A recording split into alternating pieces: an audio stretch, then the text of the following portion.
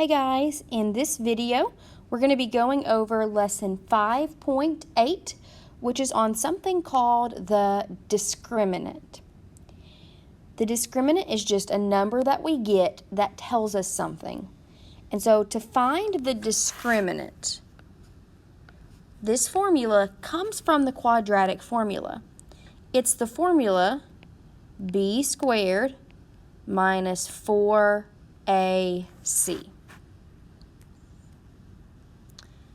So just like the numbers we plug in on the quadratic formula, we only plug in the b squared minus 4ac to find the discriminant.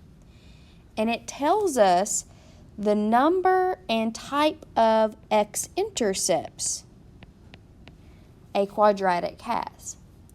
So if you think back to some of the examples that we've had, sometimes when we find the x-intercepts, we only get one number. Like when we did quadratic formula, sometimes when you use the plus and the minus, you got the same number. That meant that it had one x-intercept. Sometimes when you did it, you got some nice whole numbers like 3 and -4. So that's a type. And sometimes you get ugly decimals. So we're going to look at how, if we just look at the equation and we don't even do the quadratic formula, we could find out what kind of x-intercepts that we have. So you'll notice that I keep putting the word determinant. That's not the right word. It should be discriminant. I get them mixed up sometimes. So let's say that we find the discriminant and it's greater than 0. That means it's a positive number. And let's say that it's a perfect square. So when we take the square root of that number, it's a whole number. These are the nice ones, the best ones, the ones that come out with whole numbers. This means that it has two rational. Rational numbers are numbers that are whole numbers or like 0.5.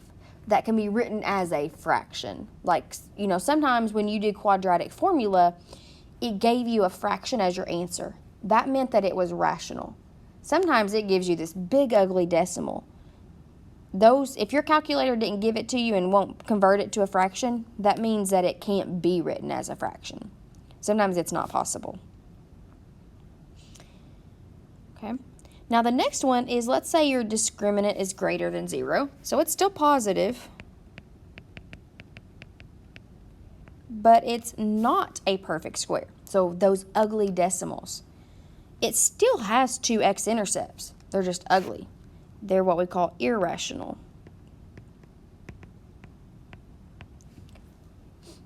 So like pi is an irrational number, 3.1415. It just keeps going on and forever. And you can't do it as a fraction.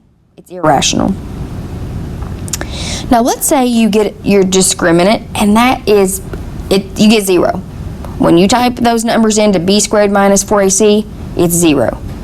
That means that you have one rational solution.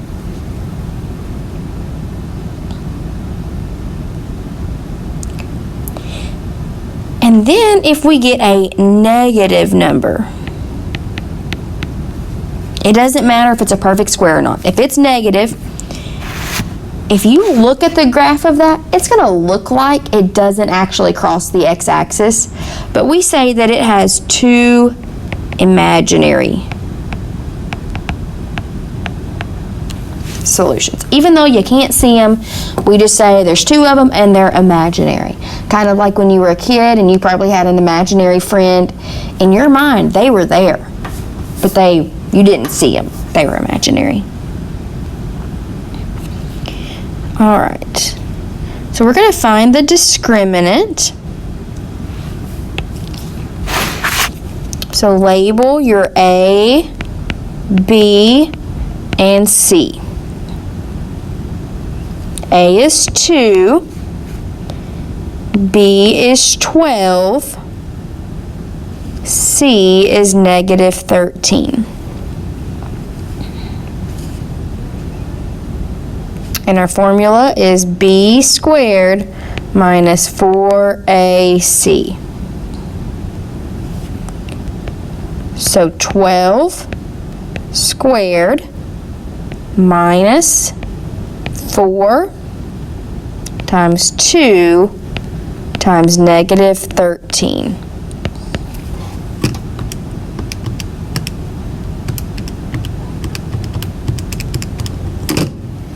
And we get 248.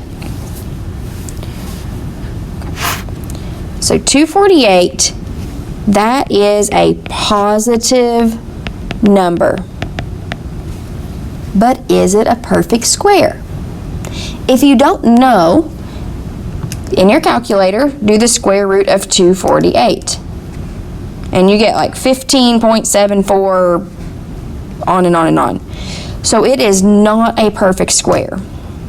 So not perfect square. So that means that we have two irrational solutions.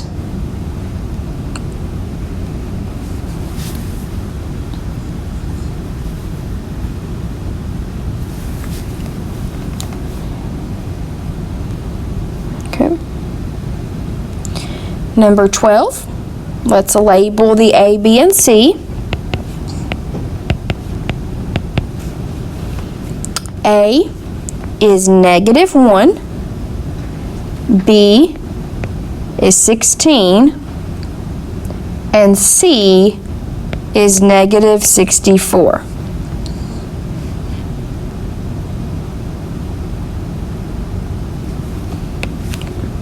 So B squared minus 4AC. 16 squared minus 4, my A is negative 1, and C is negative 64.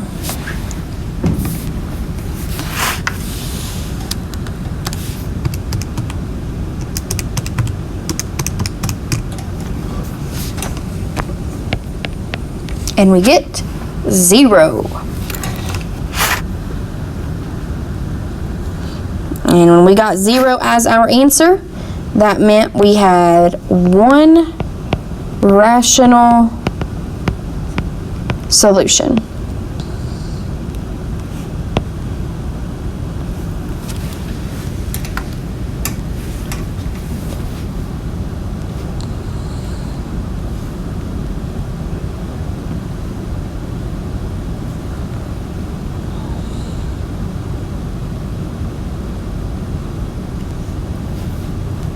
Okay, next one. This one's a little different because it's not set equal to 0. And we have to get it set equal to 0 first. So the way that I get it set equal to 0 is I have to take away 10x to make those become 0. But you have to subtract from both sides. So I've got to subtract 10x on both sides. Now, I didn't have any like terms over on the left, so there's nothing to actually subtract 10x from. So I'm just going to write it separately. And you got to make sure that that one is in the middle, because your x is always in the middle. So this is negative 4x squared minus 10x plus 84.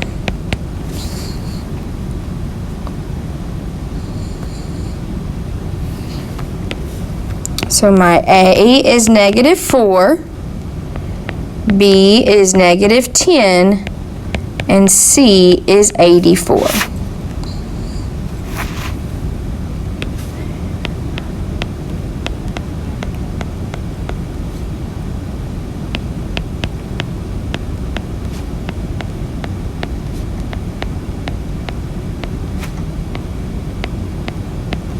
So I plug into the formula.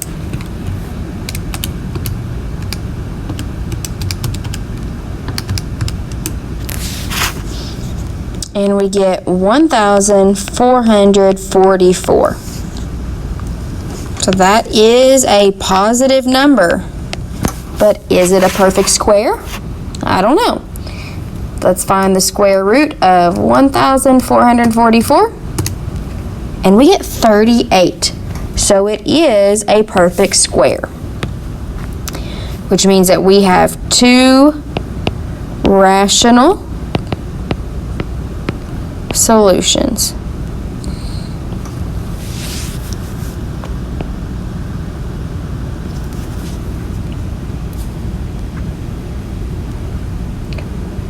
And number 14.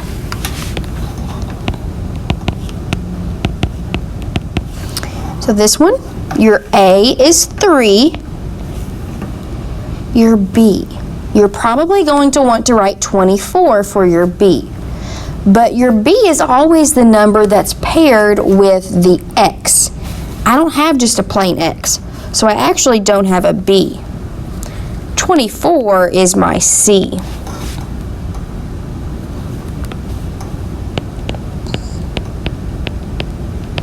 So we plug into the formula.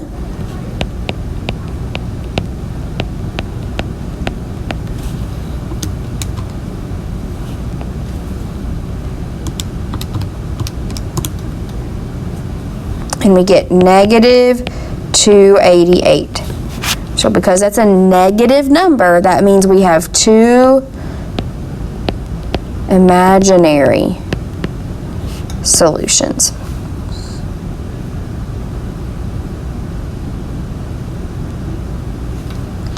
Now this bottom chart, we're actually not going to fill it out because we ended up skipping part of this.